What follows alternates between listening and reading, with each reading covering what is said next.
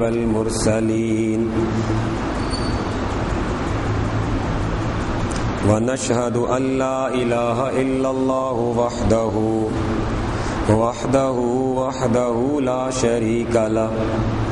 ونشهد أن سيدنا وسندنا ومولانا وملجأنا ومأوانا وطبيب قلوبنا محمدا عبده ورسوله أما بعد فأعوذ بالله من الشيطان الرجيم بسم الله الرحمن الرحيم وظللنا عليكم الغمام وأنزلنا عليكم المن والسلوى كلوا من طيبات ما رزقناكم وما ظلمونا ولكن كانوا أنفسهم يظلمون وإذ قلنا ادخلوا هذه القرية فكلوا منها حيث شئتم رغدا وادخلوا الباب سجدا وقولوا حطة نغفر لكم خطاياكم وسنزيد المحسنين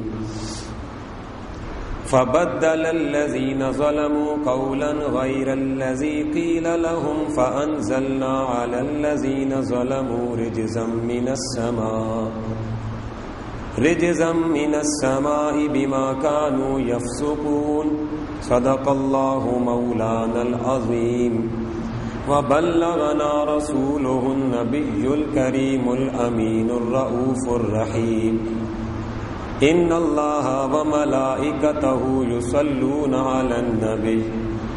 يا أيها الذين آمنوا صلوا عليه وسلموا تسليما درود شریف اللهم صل وسلم على سيدنا ونبينا ومولانا محمد وعلى آل سيدنا ونبينا ومولانا محمد وبارك وسلم وصل عليه الصلاة والسلام عليك يا سيدي يا رسول الله وعلى آلك وأصحابك يا سيدي يا حبيب الله الصلاة والسلام عليك يا شفيع المذنبين وعلى آلك وأصحابك يا سيدي يا رحمة للعالمين. حمد و صلات کے بعد قابل احترام میرے دینی اور یقینی دوستوں، بھائیوں اور بزرگوں، آج کا یہ درس قرآن مجید انشاءاللہ العزیز سورہ بقرہ کی آیہ کریمہ نمبر 57 سے شروع ہوگا اور آیہ کریمہ نمبر 59 تک کے مضامین پر مشتمل ہوگا. دعا کریں کہ رب العالمین ہمیں صحیح معنوں میں ان آیات کریمات کا فہم اور پھر ان پر عمل کی توفیق نصیب فرمائیں. ارشاد باری تعالی ہے وَظَلَّلْنَا عَلَيْكُمُ الْغَمَامَ، اور اے بنو اسرائیل ہم نے تمہارے اوپر سائبان بنایا بادلوں کو. وَأَنزَلْنَا عَلَيْكُمُ الْمَنَّ وَالسَّلْوَىٰ، اور تم پر خاص اپنی بارگاہ سے، اپنی جناب سے من اور سلوہ نازل کیا. کلوا من طیبات ما رزقناکم، کھاؤ پاکیزہ چیزیں جو ہم نے تمہیں عطا فرمائیں. وما ظلمونا ولکن کانوا انفسهم یظلمون، اور انہوں نے ہمارا کیا نقصان کرنا تھا، لگے رہے اپنے ہی جانوں پر ظلم کرنے پہ. وَإِذْ قُلْنَا ادْخُلُوا هَٰذِهِ الْقَرْيَةَ، اور وہ یادگار واقعہ جب ہم نے حکم دیا داخل ہو جاؤ اس بستی میں. فَكُلُوا مِنْهَا حَيْثُ شِئْتُمْ رَغَدًا، اور پھر کھاؤ اس سے بے دریغ بغیر روک ٹوک کے جہاں سے چاہو. وَادْخُلُوا الْبَابَ سُجَّدًا، اور سجدہ کرتے ہوئے دروازے سے داخل ہو، وقولوا حطۃ، اور کہو، کہتے جاؤ، معافی ہو معافی ہو، نغفر لکم خطایاکم، ہم بخش دیں گے تمہارے گناہوں کو، تمہاری خطاؤں کو، وسنزید المحسنین، اور بلا توقف احسان کرنے والوں کو تو اور زیادہ عطا کریں گے۔ فبدل الذین ظلموا قولا غیر الذی قیل لهم، تاریکیوں کے خوگر لوگوں نے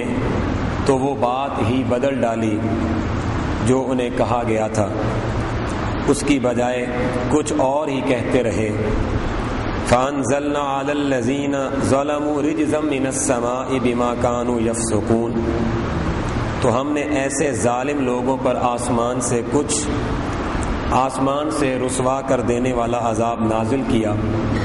یہ بدل تھا اس کا جو وہ نافرمانی کرتے جا رہے تھے۔ آیات کریمات کا آپ نے ترجمہ سماعت کیا۔ ان آیات کریمات میں بنو اسرائیل یعنی قوم یہود کی تفصیلی تاریخ کو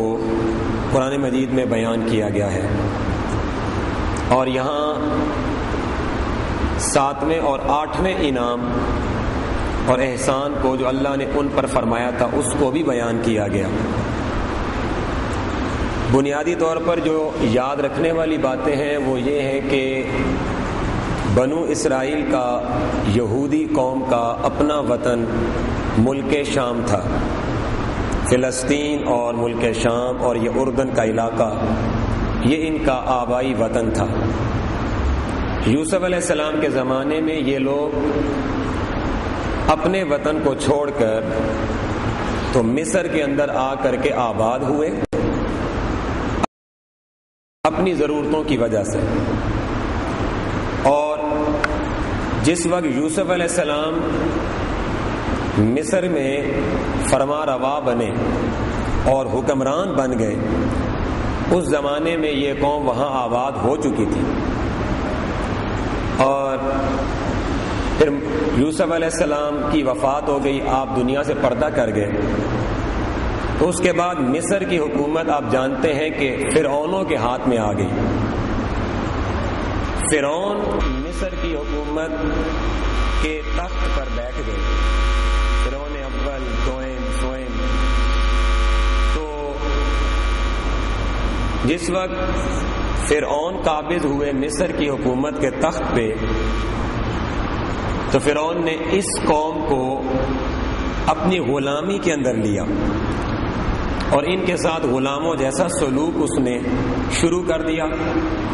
اور نہ صرف یہ کہ غلاموں جیسا سلوک شروع کیا بلکہ ظلم و ستم کی بھی انتہا کر ان کے اوپر اتنا ظلم و ستم ہوا کرتا تھا کہ ان سے بیگار تک لی جاتی تھی، اور بیگار آپ سمجھتے ہیں کہ معاوضہ نہ دینا، مزدوری نہ دینا اور کام لیتے رہنا، بغیر پیسے دیے کسی سے کام لیتے جاؤ، تو اس کو بیگار کہا جاتا ہے۔ ان سے بیگار بھی لی جاتی، اور اس میں کوئی فرق نہیں ہوتا تھا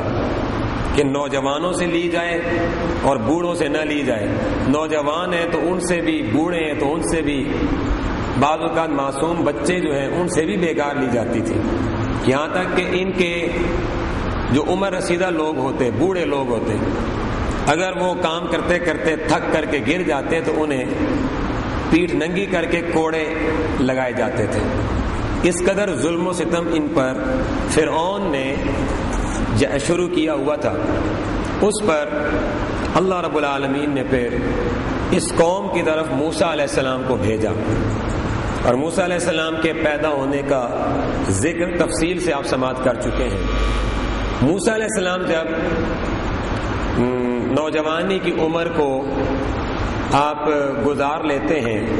اور جوانی کی دہلیز میں آپ قدم رکھتے ہیں تو آپ فرعون کے مقابلے میں آپ کھڑے ہو جاتے ہیں اور فرعون کو دین اسلام، دین مبین، دین توحید کی دعوت دیتے ہیں، جس پر وہ بھی اور اس کے درباری وزراء بھی سیخ پا ہو جاتے ہیں اور غصے کے اندر وہ آگ بگولا ہو جاتے ہیں۔ پھر اس پر ایک اور بات یہ کہ کہ یوسف علیہ السلام، موسیٰ علیہ السلام فرعون کے قوم کے لوگوں کو جس وقت دیکھتے کہ یہ لوگ بنو اسرائیل کے اوپر ظلم کرتے ہیں تو وہ ظلم دیکھ کر کے خاموش نہ رہتے بلکہ وہ بولتے. اسی لیے اس عنوان پر ہمارے فقہاء نے یہ بات لکھی ہے کہ ظلم کو دیکھ کر کے چپ ہو جانا، اس کا مطلب ہے آپ ظالم کا ہاتھ مضبوط کر رہے ہیں، آپ ظالم کو شے دے رہے ہیں. ظلم کو دیکھ کر خاموش ہونا یہ بھی جرم ہے، اور یہ برابر کا جرم ہے. جتنا ظلم کرنے والا گناہ کر رہا ہے اتنا چپ رہنے والا گناہ کر رہا ہے. کہ ظلم و زیادتی ہو رہی ہے اور انسان بے حس بنا اور ٹس سے مس تک نہ ہو، جمود کا شکار ہو جائے، بالکل ایسے ہی جیسے آج ہماری قوم جمود کا شکار ہوتی جا رہی ہے. ظلم و ستم کی انتہا ہو رہی ہے، لیکن ہماری قوم کے لوگوں کے اندر بیداری، دینی غیرت، ملی غیرت نہیں پیدا ہو رہی. اور یہ وہ جرم ہے جس کی بنا پر میں یہ کہہ سکتا ہوں کہ آسمان والا رب ہم سے ناراض ہے. کوئی تو ہو کہ جو اس ظلم کے خلاف اٹھے اور آواز بلند کرے. ہمارے اندر ڈر پیدا ہو گئے، خوف آ گیا، نوکریاں چھن جائیں گی، قید کر لیا جائے گا، لوگ برا بھلا کہیں گے، لوگ تانے دیں گے، اور نہ جانے مختلف قسموں کے خوف اور اندیشے. لیکن موسیٰ علیہ السلام نبی تھے، اور نبوی انداز یہ نہیں ہوتا. نبوی انداز یہ ہوتا ہے کہ وہ تیروں کے سائے میں بھی حق کی آواز بلند کرتے ہیں، اور وہ انتہائی بھوک کے عالم میں بھی حق کی آواز اور صدا کو بلند کرتے رہتے ہیں. موسیٰ علیہ السلام نے یہی وجہ ہے کہ ایک روز ایسا واقعہ بھی ہوا کہ آپ نے دیکھا کہ ایک قبطی، یہ فرعون کی قوم کے لوگ تھے قبطی، ایک قبطی نے بنو اسرائیل کے ایک بوڑھے شخص کو گرایا ہوا ہے زمین پر، اور وہ مارے جا رہا، اس کو اندھا دھند مار رہا ہے، بے تحاشا مار رہا ہے. موسیٰ علیہ السلام نے پہلے اسے زبان سے روکا، لیکن وہ باز نہ آیا تو آپ نے اسے تھپڑ رسید کیا. اب یہ تھپڑ بھی نبوی تھپڑ تھا، یہ نبی کا تھپڑ تھا. اس میں طاقت اتنی زیادہ تھی کہ آپ اندازہ لگائیں کہ تھپڑ ایک لگا اور وہ وہیں پہ مر گیا. اور پوری قوم موسیٰ علیہ السلام کے اس وجہ سے بھی مخالف ہو گئی. لیکن موسیٰ علیہ السلام نے اس بات کی پرواہ نہ کی. الغرض المختصر، موسیٰ علیہ السلام نے اللہ تعالیٰ کے حکم سے اس بنو اسرائیل قوم کو راتوں رات مصر سے اپنے ساتھ لیا اور شام کی طرف آپ چل پڑے. ادھر بنو اسرائیل کے راتوں رات چلے جانے کی خبر فرعون کو پہنچی تو فرعون کا لشکر اور فرعون خود بھی اس میں شامل تھا. وہ لوگ ان کا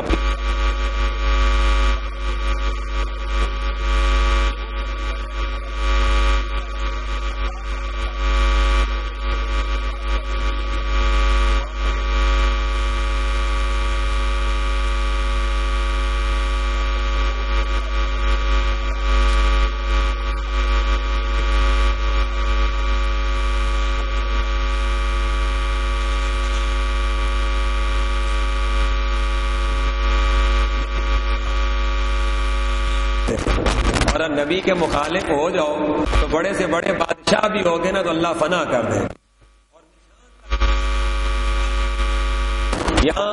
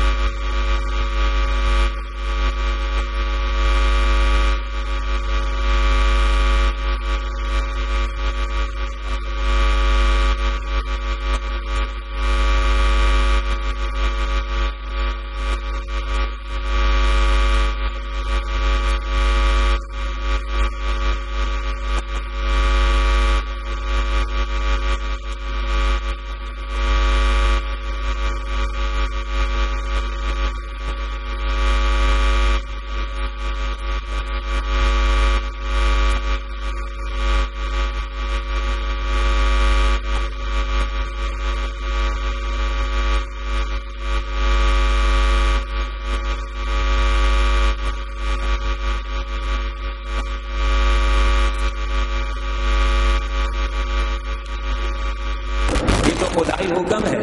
یہ تو حکم ربانی ہے، حکم الہی ہے،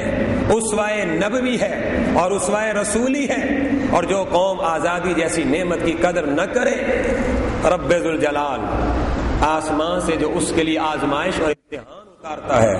یار اس آزمائش اور امتحان کا تصور کرتے ہوئے بھی رونگٹے کھڑے ہو جاتے ہیں۔ دور نہ جائیں، 1947 کے سال میں جنہوں نے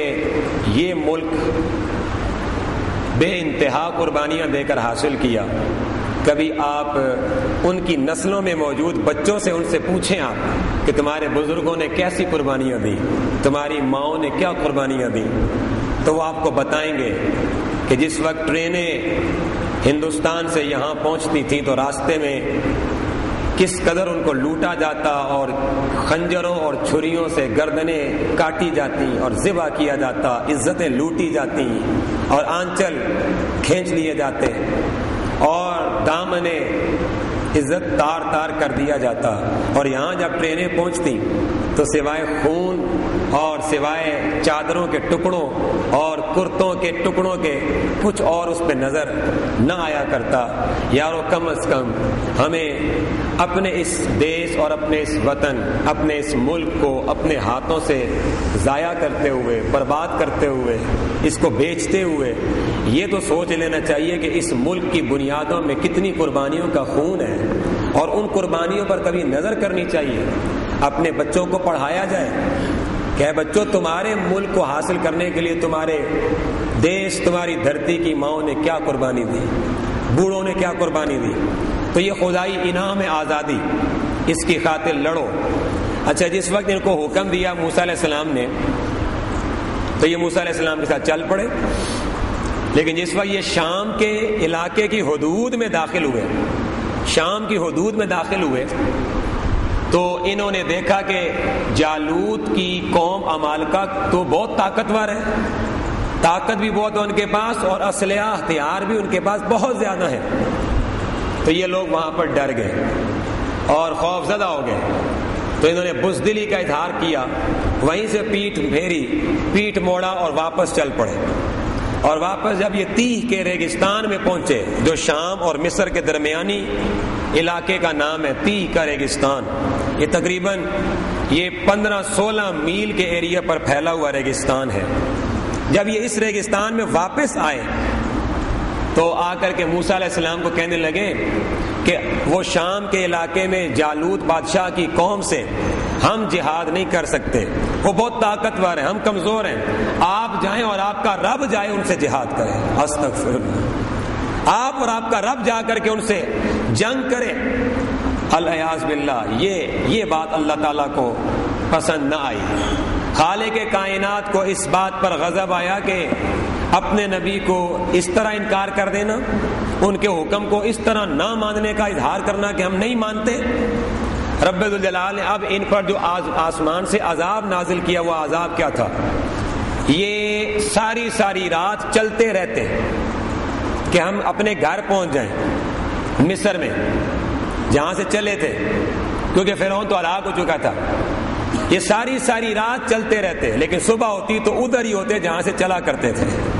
ریگستان کا معاملہ بھی ایسا ہی ہوا کرتا ہے، صحرائی سفر ہوتے بھی ایسے ہی ہیں کہ بندہ پوری رات سفر کرتا رہتا ہے اور صبح تک بندہ سمجھتا ہے میں نے بہت دور کا فاصلہ طے کر لیا ہے، لیکن جب بندہ صبح اٹھتا ہے تو دیکھتا ہے کہ میں اسی جگہ پر ہوتا ہوں جہاں سے میں نے سفر رات کو شروع کیا ہوتا ہے۔ اس طرح یہ قوم 40 سال اس صحرا کے اندر بھٹکتی رہی، لیکن انہیں منزل نہ ملی۔ منزل کیسے ملتی جناب؟ منزل تو انہیں ملا کرتی ہے جو اپنے نبیوں کے دامن سے وابستہ رہتے ہیں، رسولوں کے دامن سے لگ کے رہتے ہیں، رسولوں کے ہاتھ میں ہاتھ دے دیتے ہیں تو پھر پیچھے مڑ کے نہیں دیکھتے، رسولوں کی بیعت کر لیتے ہیں تو پھر جان دے دیتے ہیں، لیکن اپنے قول و قرار سے پھرتے نہیں ہیں۔ اللہ تعالیٰ منزل کا نام و نشان تو انہیں عطا کرتا ہے، لیکن انہوں نے موسیٰ کی نافرمانی کی نا، تو خالق کائنات نے عذاب یہ دیا کہ پھر 40 سال بھٹکتے رہے تیہ کے ریگستان میں، لیکن نشان منزل نہ ملا۔ بالآخر ان 40 سالوں میں اللہ تعالیٰ نے انہیں انعامات بھی دیے، لیکن وہ انعامات ان کی وجہ سے نہیں، موسیٰ علیہ السلام کی دعاؤں کی برکت سے دیے اللہ نے۔ مثلا انہیں دھوپ لگتی نا اور دھوپ تنگ کرتی صحرا کی وہ گرمی، تو اس وقت موسیٰ علیہ السلام دعا کرتے تو اللہ تعالیٰ ان کے اوپر سایہ دینے کے لیے بادل بھیج دیتا، جس کا ذکر اس آیت میں موجود ہے۔ سایہ دینے کے لیے بادلوں کو خالق کائنات بھیج دیتا، اور پھر جس وقت انہیں بھوک لگتی تو موسیٰ علیہ السلام اللہ کی بارگاہ میں دعا کرتے، کیونکہ اس علاقے کے اندر نہ کوئی سبزہ تھا، نہ کوئی درخت تھے، نہ کوئی خوراک کی چیز تھی، کچھ بھی نہیں تھا اس ریگستان کے اندر۔ موسیٰ علیہ السلام نے دعا کی تو خالق کائنات نے آسمان سے من و سلوہ جیسا کھانا ان کو عطا فرما دیا۔ اور یہ من کیا تھا؟ مفسرین، جمہور مفسرین کا قول یہ ہے کہ یہ ایک ترنجبین قسم کی چیز تھی جو آسمان سے شبنم کے قطروں کی طرح اترتی تھی، اور چھوٹے چھوٹے درختوں کے اوپر یہ آ کر کے رات کو گرتی اور جم جاتی۔ صبح یہ لوگ اٹھتے تو یہ درختوں کے اوپر سے اس کو اتار کر کے تو استعمال کیا کرتے تھے۔ یہ میٹھا ہوتا تھا، یہ من میٹھی قسم کی چیز ہوا کرتی تھی۔ اور سلوہ سے مراد مفسرین نے لکھا کہ یہ وہ بٹیر تھے جو خالق کائنات جنت سے آسمان سے ان کے لیے بھیجتا۔ ایک قول یہ ہے کہ بھنے ہوئے ہوتے، اور دوسرا قول یہ ہے کہ وہ ایسے ہی آتے اور یہ ان کو پکڑ لیتے اور پکڑ کر کے خود حلال کر کے تو ان کو ذبح کرتے حلال کرتے، پھر ان کو تیار کرتے۔ تو یہ من و سلوہ کا کھانا بھی اللہ نے انہیں عطا فرما دیا۔ لیکن یہ ساری نعمتیں ملنے کے باوجود، اور پھر یہاں تک انہیں پیاس لگی تو موسیٰ علیہ السلام نے پتھر پہ عصا مارا تو 12 چشمے نکل آئے، اور ہر چشمے سے ہر قبیلے نے پانی پینا شروع کر دیا۔ تو اللہ تعالیٰ نے نعمتوں کی اس ریگستان کے اندر بھی کوئی کمی نہیں چھوڑی اس قوم کے لیے، لیکن اس قوم نے اس کے باوجود اپنے نبی کے حکم پر عمل نہ کیا، جہاد نہ کیا، آزادی کے لیے جنگ نہ لڑی، تو اس کا عذاب ان پر یہ آیا کہ کچھ تو وہیں ہلاک ہو گئے، جو باقی بچ گئے۔ اس دوران موسیٰ علیہ السلام دنیا سے چلے گئے، پردہ فرما گئے۔ ان کے بعد ہارون علیہ السلام بھی دنیا سے پردہ کر گئے۔ پھر ایک اور نبی آئے اس قوم کے اندر، حضرت یوشع ابن نون علیہ السلام۔ انہوں نے آ کر کے انہیں پھر وعدہ یاد دلایا کہ دیکھو خدا نے موسیٰ کے ذریعے تمہیں حکم دیا تھا کہ اپنا وطن آزاد کرواؤ، اب بھی وقت ہے۔ تمہارے آباء و اجداد تو ہلاک ہو گئے نا، اگر تم نے بھی سرتابی کی اور تم نے انحراف کیا، اس حکم پہ عمل نہ کیا، تو تم بھی ان کا حشر دیکھ لو، تمہارا حشر وہی ہوگا۔ تو بالآخر یہ تیار ہو گئے یوشع ابن نون کی قیادت میں۔ جب وہاں جہاد کے لیے پہنچے تو اللہ تعالیٰ نے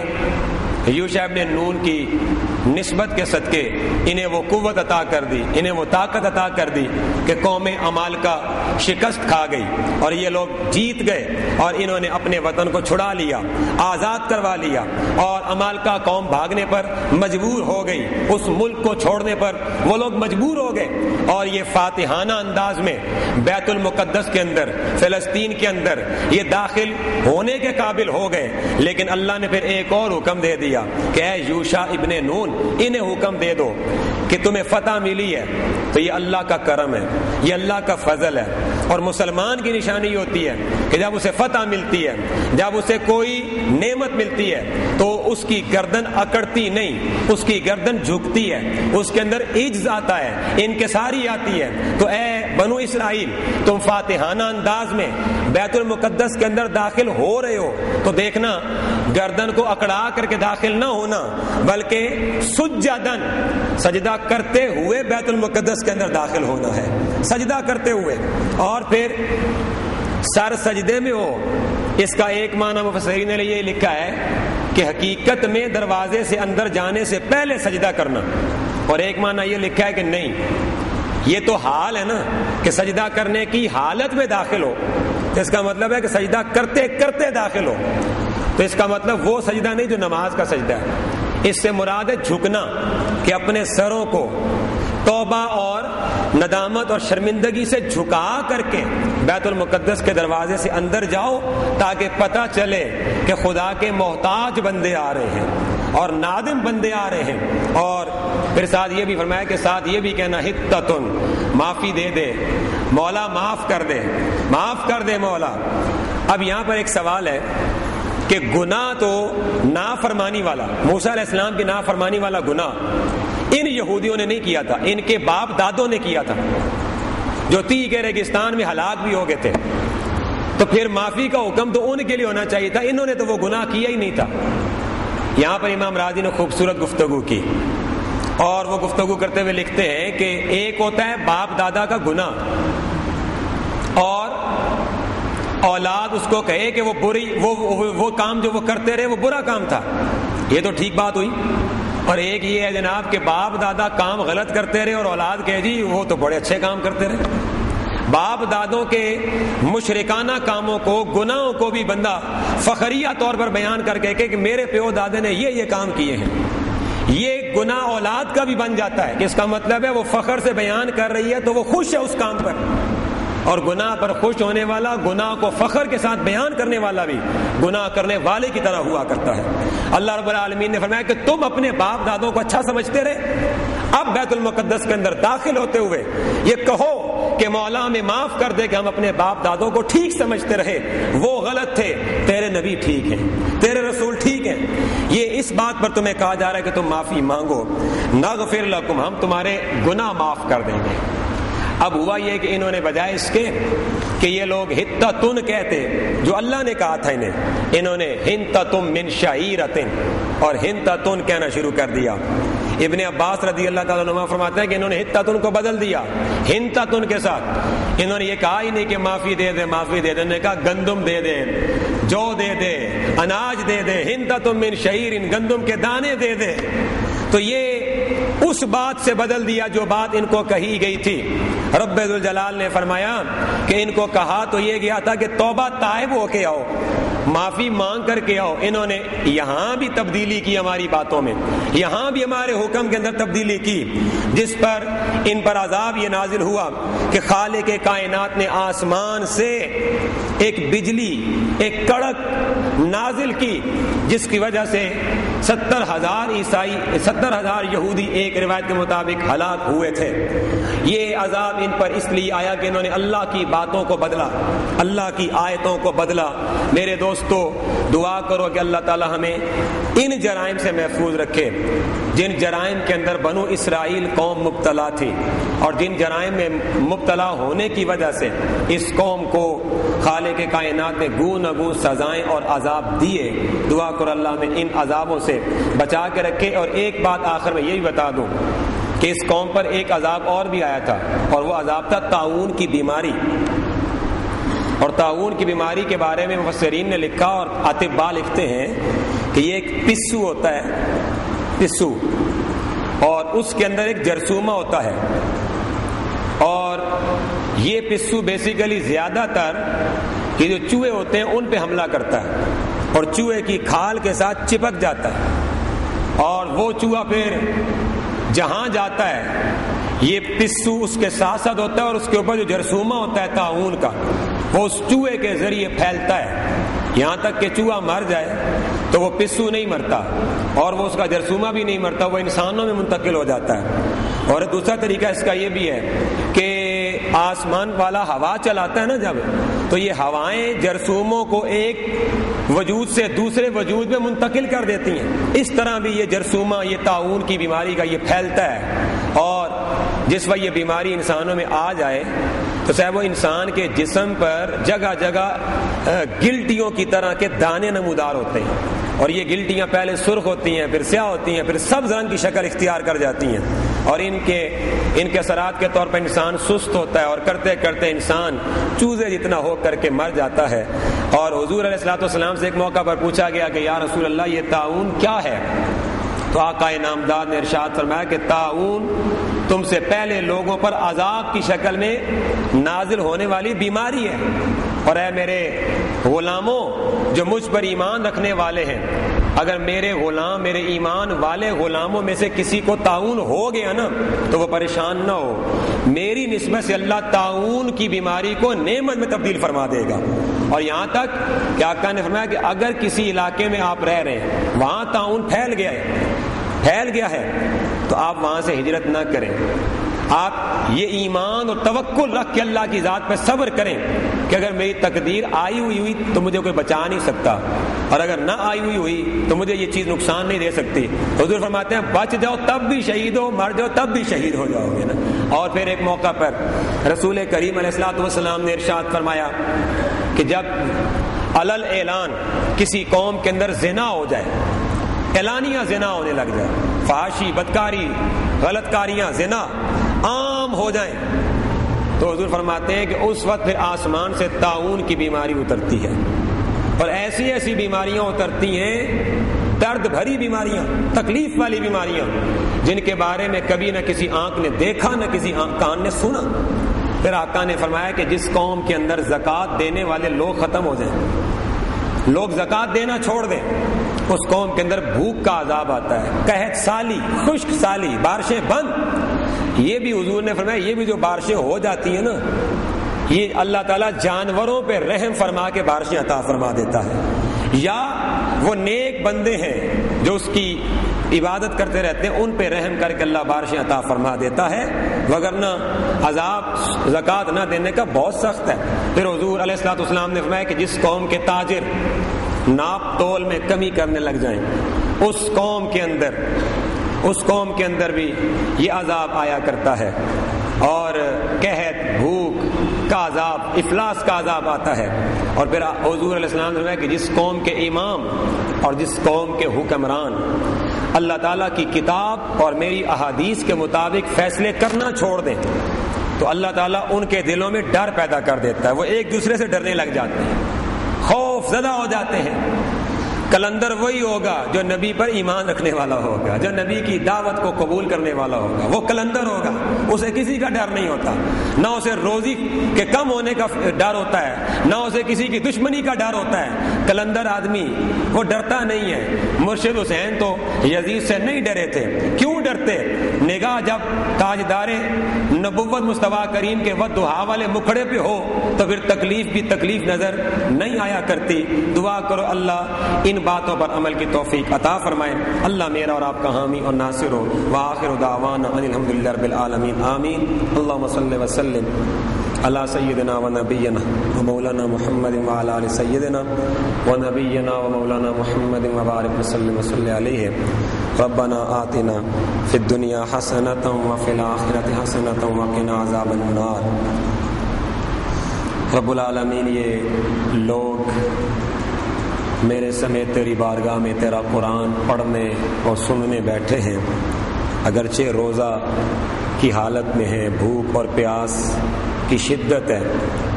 لیکن اس کے باوجود مولا یہ اپنی بھوک پیاس کو بھول کر کے تیری کتاب اور تیرے قرآن کو سیکھنے کے لیے وقت نکال کر بیٹھے ہیں۔ مالک کائنات، اس رمضان المبارک کے مہینے کی برکت سے اور حضور علیہ السلام کے سینے پر نازل ہونے والے قرآن کی برکت سے اور آقا نامدار کی نسبتوں کی برکت سے مولا ہمیں آج وہ بھی عطا فرما دے جو ہم مانگ سکے ہیں، اور وہ بھی عطا فرما دے جو ہم نہیں مانگ سکے ہیں۔ ہماری ہر جائز حاجت پوری کر دے، بیماریاں دور کر دے، میرے مولا روحانیت عطا فرما دے، نظام اسلام کے لیے صحیح معنوں میں جد و جہد کرنے کی توفیق عطا فرما دے۔ یہ درس قرآن کا سلسلہ جو شروع کیا، اس میں ثابت قدمی اور استقامت کی نعمت عطا فرما دے، اور اے مالک ہمارا خاتمہ ایمان اور اسلام پر فرما، اور گزری ہوئی ماضی کی اقوام کے اندر جو گناہ اور غلطیاں عام تھیں اور جن کی بنا پر تو ان سے ناراض ہوا، تو نے ان پر عذاب نازل کیا، مالک ہمیں ان برائیوں ان گناہوں سے محفوظ کر دے۔